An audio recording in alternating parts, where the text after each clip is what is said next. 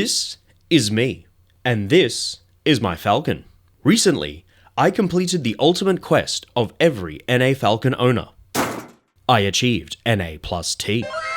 Like every NA Falcon owner, I had been talking about doing a turbo build, but by early 2020, I had owned the car for a decade and was no closer to actually achieving this dream. So I got in touch with my friends at Elite Performance and Tuning in Townsville, and we came up with a plan.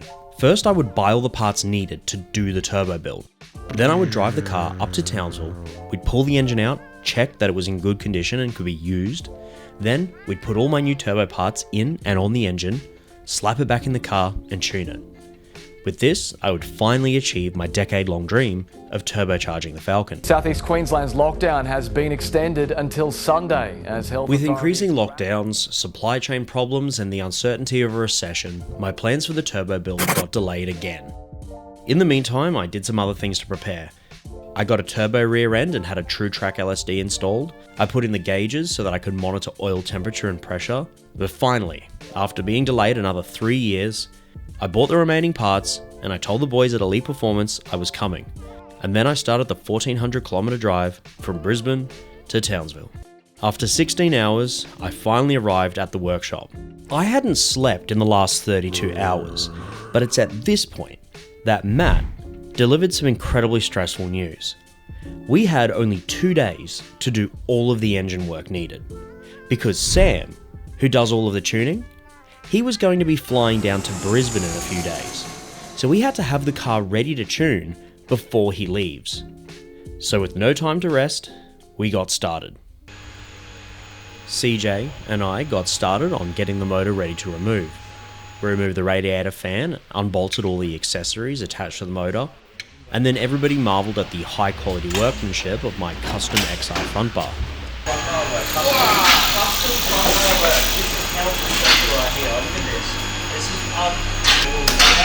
Yeah, like he said he would plastic weld it. Instead, it's just bob. This whole bit here, this is just a whole piece of bob that's cracked from it flexing and falling off. And so that's why, like, dodgy, stick it back in. With a little bit of teamwork, we removed the exhaust, and we were now ready to remove the engine from the car.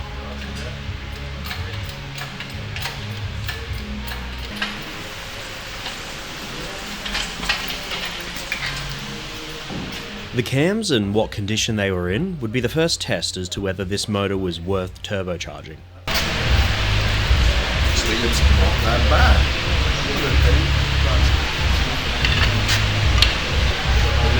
We've seen them where they're missing all the hard facing off the cam lobes, but they're actually not that bad. But see that one's starting to get bad? With the cams looking like they were in pretty good shape, we kept going. The timing cover came off, eventually. That's going to have to go in the edit section. Then a quick check of the oil in the sump to make sure there was no metal. While Matt was installing my new oil pump gears and backing plate, he showed me how they measure tolerances so that they could ensure that the oil pump gears fit correctly. Outside of pump to case and then tip to... Yeah. So there is a measurement depending on your gear set. Yeah. So I'm happy there. Boundary, quality. And the other thing is there's mixed responses with assembly. Yeah. Not always assembly lube our pumps. Yeah. So that the moment they start, they pull a prime. Yeah. So we'll crank this to get oil pressure up. Yep. Obviously because we've got the whole motor apart. So this stuff is designed to break down in your oil. Oh yeah, that's cool. And not block your filter. Yeah. Right? While the oil pump gears were being done, CJ was working on the new valve springs and head studs.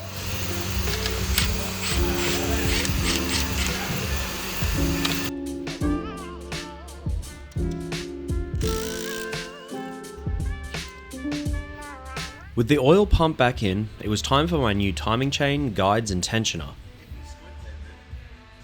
And then it's time to deal with tapping the oil return on the sump and resealing it along with the timing cover.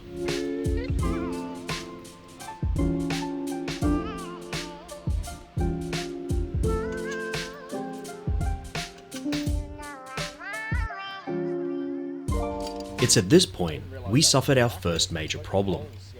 While reconfiguring my shiny new Pulsar 3584 into an FG configuration and getting it ready to fit my external gate rear housing, Matt said that it looked like my rear housing might be a little bit too small. It might not even fit this turbo.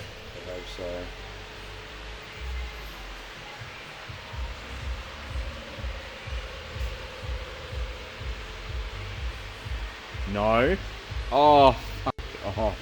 This was a disaster. The Pulsar turbo was the 3584 GTX Gen 3. It has a larger core, too large for my rear housing. It simply wouldn't fit. Due to my error, we couldn't use the turbo setup that I had bought to do this build. It was getting late, and we only had tonight and tomorrow to fix this problem, along with whatever else needed to be done to the car. So we started exploring options.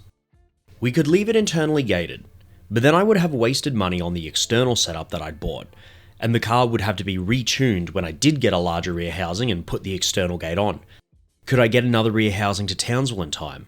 Out of desperation, I emailed Pulsar asking if they could next flight one to the shop, but they wouldn't see the email until the next morning, and the chances of it arriving in time were slim to none. Matt suggested that we could use one of the second-hand factory turbos they had sitting on the shelf in the workshop. The problem with using a second-hand turbo is you never really know how reliable it is, how long it's going to last. While this wasn't the best option, he pointed out that if the rear housing was made for a 3582, then we could just use one of the 3582s they already had. It was then that the solution dawned on me. Remember earlier when I said I'd been buying parts for this build since 2020? Well, during that supply chain shortage, every major retailer and manufacturer had issues with Falcon turbo stock at the time. No Pulsar, no Garrett, anywhere I looked. And because I thought I was going to be buying my parts and having the build done within a month, I had to find something that was in stock.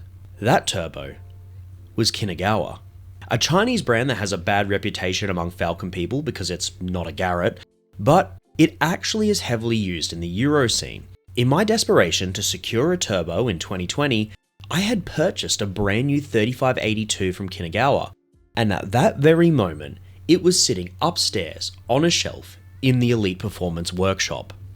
Let's just move this down here. Okay. You're in luck. Oh, is it? Is it? You're in luck, 'cause it looks like the cowabunga's going to do the job. Oh no. Okay, cool. Alright, well there we go. That's good enough then. So there's a 3582. External housing will go on. Cool. Yeah, happy days. Unfortunately. So it's not a complete waste? Yep. The moment of truth. Holy shit, it fits! Ta-da! Holy Toledo! Alright. Oh man. The cowabunga saves the day. Oh. What am I stressing about? That's why he's got fucking receding hairlines, all he does is stress. Yeah, you're not wrong. Oh, wanker. Like it was meant for it, Josh. Hey? Hey. I'm really happy Do with that that. to me again. I'm really happy with that. Let's gas. That bad investment all done fucking months ago. Yeah, years ago more Years like. ago. Yeah. With the turbo successfully fitted, it was time to call it a night. The next morning, we would start on putting the engine back in the car. We found that the hard lines in the NA power steering cooler weren't long enough to mount in the factory location. So to avoid mounting it under the radiator like a lot of other people do, Matt fitted an aftermarket cooler which could then be tucked out of the way. Next was this big beefy intercooler by Pulsar. This thing is great value, and it's performed really well on the car so far. I'm very happy with this purchase. While Matt was dealing with that, CJ was doing the thermostat and its housing. He tapped the thermostat housing so that the coolant line for the turbo could run exactly where the factory turbo line comes from. A big shout out to PMTEC Industries right here. They sent me this custom bracket as well as the braided lines for the turbo way back in 2020 when I was originally trying to get this build done. If you're in the market for some new braided lines for your turbo or one of these brackets to hold them, PMTEC Industries is the way to go. And with all this done, it was now time for the motor to go back in the car. In less than 24 hours, I had arrived at the workshop, the motor had been pulled out, stripped down, put back together, and was already back in the car and almost ready to make power. Up next, we fitted the dump pipe, and at this point the external gate also had to be plumbed back into the dump pipe. Was the intercooler piping. Having done other people's intercooler piping in the past, I was surprised by what a struggle this Pulsar kit is. None of the pipes were quite the right length, or the angles were all just slightly off. The whole thing really doesn't fit together very well at all. I would say if you're going to do intercooler piping in your car, definitely save yourself some time and effort. Get a really good quality kit like Process West, because this one was just too much of a struggle. Next was the turboside intake and the battery relocation, and then after that it was time to fit the exhaust.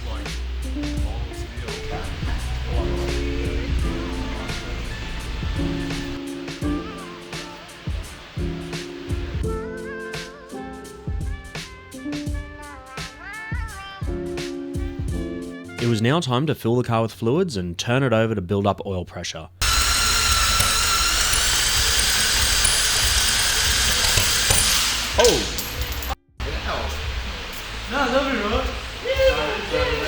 With some new spark plugs and some more fluids, the car was almost ready for the dyno the next day. This was it. This is our last chance to get everything done and the car tuned before we run out of time. But the guys have been moving so fast over the past 2 days that the car is almost ready to go. While Matt wired and plumbed in the boost controller, CJ and I put the front of the car back together. The new Walbro 460 fuel pump was installed and the car was filled with E85. I'm running 85 only because I don't want to take the risk of trying to make a lot of power on 98 with the high compression NA motor. And now, it was time to try and get the car started. And surprisingly, on the first try, it came straight to life. The other guys left to pick up some parts for another customer, and it was now Sam's turn to do his thing, the tuning.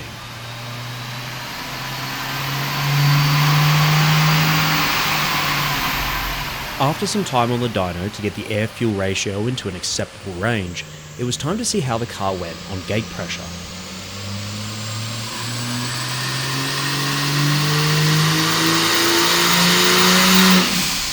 "260 kilowatts, or about 350 horsepower, at the wheels on a gate pressure of 6 psi.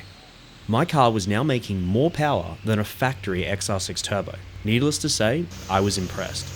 Now it was time to turn up the boost and see what it could do.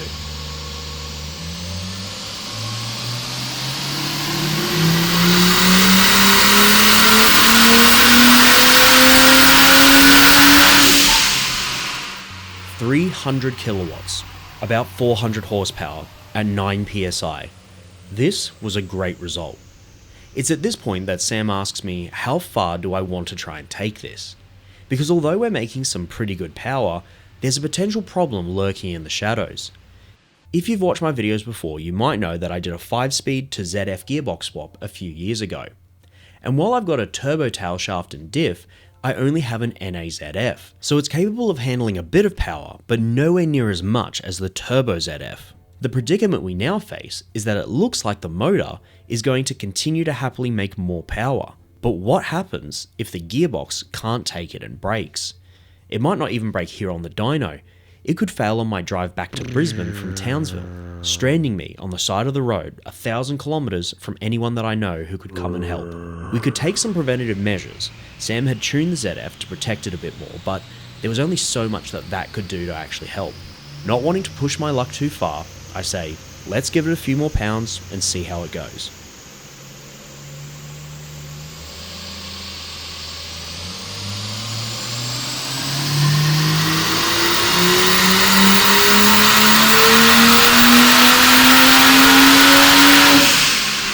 "335 kilowatts, 450 horsepower at 12 psi. Satisfied with its result and not wanting to push my luck with the gearbox any further, I said let's stop here.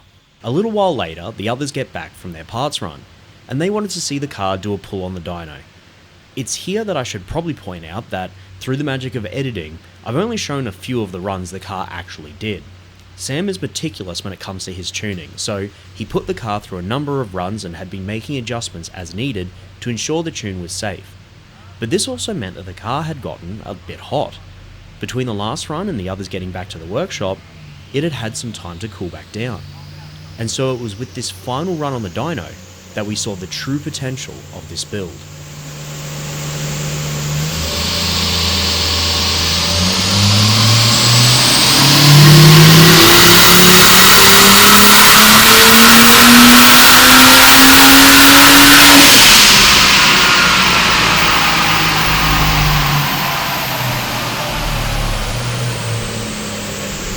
Yeah, boy! 354 kilowatts, just over 470 horsepower on 12 pounds of boost. This was a phenomenal result. The car was making great power and had even more potential to harness once I had a more reliable gearbox. All that was left now to do was take it for a test drive.